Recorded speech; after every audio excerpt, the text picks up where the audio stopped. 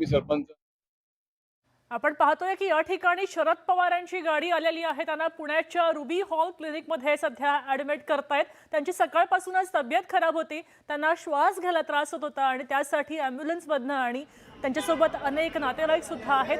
पुण्याच्या ruby hall क्लिनिकमध्ये त्यांना आता ॲडमिट करतायत आणि त्यासाठी बारामतीवरनं ते निघाले होते।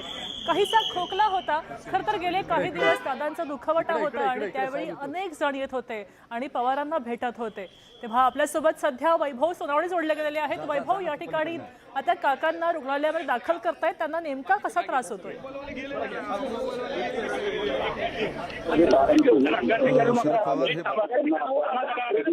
आणि त्यांना आता रुबी रुग्णालयामध्ये नेलं जाईल। आपण पाहतोय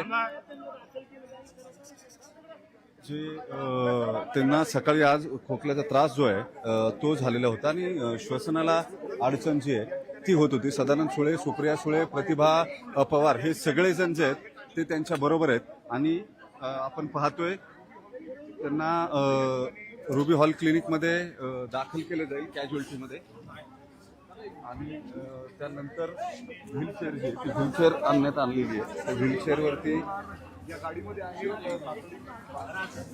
व्हीलचेअरवरून त्यांना वरती नेलं जाईल। सदानंद सुळेंना आपण पाहतोय, सुप्रिया सुळे त्यांच्यासोबत आहेत, त्याबरोबरच प्रतिभा पवार ज्या आहेत त्या त्यांच्यासोबत आहेत। हे सगळेजण बारामतीहून आले। आज सकाळी श्वास घ्यायला त्यांना त्रास होत होता, खोकला जो आहे तो मोठ्या प्रमाणावरती येत होता। गेले 8 दिवस सतत जी दगदग त्यांची सुरू होती त्या दगदगीमुळे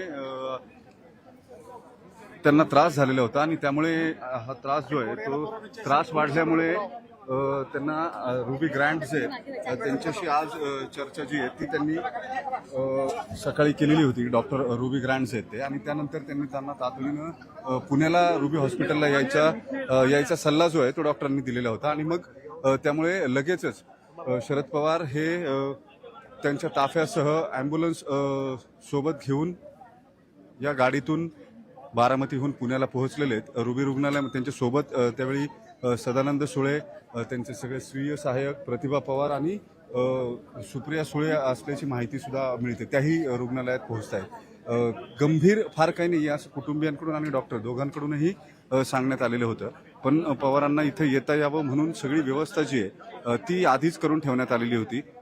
परिणामी तातडीनं त्यांना लगेच वरती नेता येईल रुग्णालयामध्ये याची सगळी खबरदारी जी आहे ती रुग्णालय प्रशासनाकडून घेण्यात आलेली होती आणि सगळे कार्यकर्ते जे आहेत ते सगळे कार्यकर्ते आपण पाहतोय, सगळे कार्यकर्ते आपण पाहतोय आणि सहकारी या सगळ्यांना वरती नेलं जाईल। त्यांना व्हीलचेअरवर बसण्यासाठी या ठिकाणी मदत करतायत आणि व्हीलचेअरवर त्यांना एसपीयूचे लोक जे आहेत ते त्यांच्या सोबत करत शरद पवार बाहेर आलेले आपण पाहतोय गाडीतून आणि व्हीलचेअरवरती ते बसतील। या व्हीलचेअरवरून त्यांना वरती दवाखान्यामध्ये नेलं जाईल। तब्येत जी आहे ती काहीशी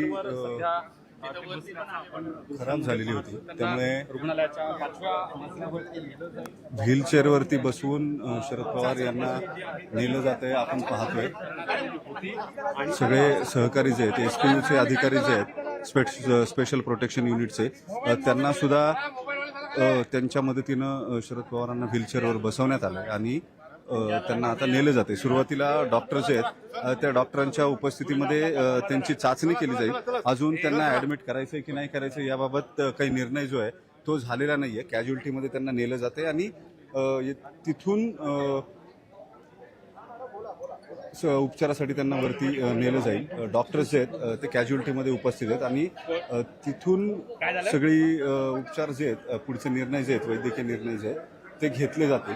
कॅज्युअल्टीचे दरवाजे जे आहेत ते बंद करून घेण्यात आलेले आपण पाहतोय आणि या सगळ्या परिस्थितीमध्ये सुप्रिया सुळे, प्रतिभा पवार या सुद्धा इथं पोहोचलेल्या आहेत रुग्णालयात आणि सदानंद सुळे जे आहेत ते सुद्धा त्यांच्यासोबत आलेले होते। आता ते आतमध्ये जात आहेत आणि नेमकी तब्येतीची सगळी काळजी जी आहे ती घेतली जाईल। पवार कुटुंबीय पूर्ण इथं दिसून आले, सुप्रिया सुळे, सदानंद सुळे, त्यांच्यासोबत प्रतिभा पवार जे आहेत त्या सुद्धा शरद पवारांच्या बरोबर रुग्णालयामध्ये दाखल झालेत। जी माहिती मिळालेली होती त्यानुसार डॉक्टर ग्रँट यांच्याशी सकाळी त्यांचं बोलणं झालेलं होतं आणि तब्येतीची श्वास घ्यायला त्रास होत असल्याची तक्रार जी आहे ती त्यांनी केलेली होती आणि त्याचाच परिणाम जो आहे तो डॉक्टर ग्रँट यांनी त्यांना तातडीनं पुण्याला रुबी हॉलला यायचा सल्ला दिलेला होता.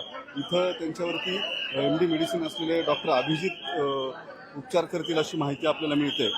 त्रास जो आहे तो त्रास वाढल्यामुळे ही सगळी रुग्णालयातली टीम जी आहे ती तयार होती. जवळपास 1.5 तासामध्ये बारामतीहून शरद पवार जे आहेत ते त्यांच्या ताफ्यानं पुण्यामध्ये आले.